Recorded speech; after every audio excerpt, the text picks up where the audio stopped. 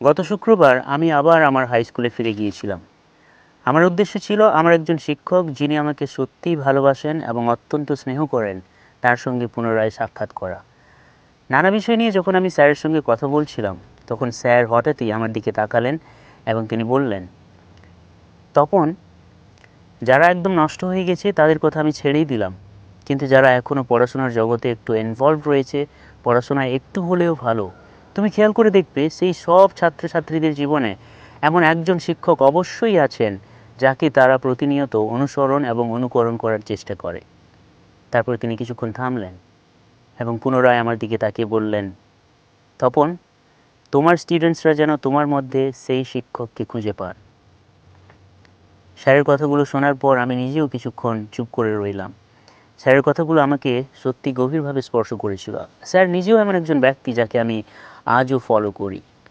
আর আমি বিশ্বাস করি যে আমার মনে হয় না যে আমার মধ্যে তেমন কোনো সদ্গুণ আছে যা আমার স্টুডেন্টসরা অনুসরণ এবং অনুকরণ করতে পারে। কিন্তু তা সত্ত্বেও আমি তাদেরকে প্রতিনিয়ত অনুপ্রেরণা দেওয়ার চেষ্টা করেছি, তাদেরকে হেল্প করার চেষ্টা করেছি নানা পরিস্থিতিতে। আমি বিশ্বাস করি একজন শিক্ষকের উচিত সে যেন রেডি থাকে তার স্টুডেন্টসদের সাহায্য করার সুযোগ পেলেই যেন সে করতে পারে। হয়তো এমন প্রশ্ন অনেকেই করতে পারেন যে আজকাল তো পড়াশোনার হাল খুবই খারাপ, চাকরি বাকরির অবস্থা খুবই খারাপ, স্টুডেন্টসদের কেয়ার করে কী হবে, তাদের হেল্প করে কী হবে। কিন্তু না, এমন মানসিকতা পোষণ করা খুব একটা ভালো বিষয় নয়।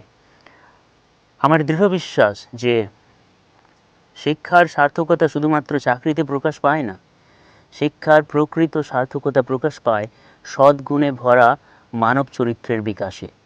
আগে মানুষ গঠনের শিক্ষাটা অত্যন্তই প্রয়োজন, তারপর না হয় চাকরি অর্জনের শিক্ষাটা আসবে।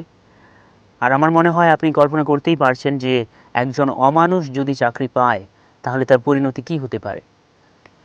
শিক্ষকগণ যদি সমাজের বর্তমান হন, স্টুডেন্টসরা, ছাত্রছাত্রীরা সমাজের আশা এবং ভবিষ্যৎ।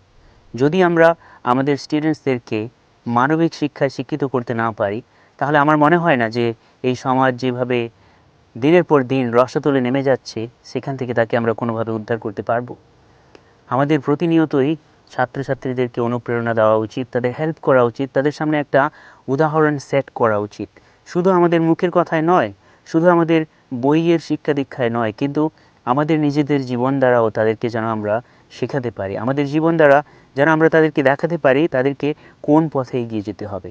আর এভাবেই আমরা তাদেরকে টাচ করতে পারবো। প্রথমে আমাদের নিজেদের জীবন ঠিক হওয়া উচিত এবং তারপর তবেই আমরা আমাদের ছাত্রছাত্রীদেরকে সঠিক পথে নিয়ে যেতে পারবো।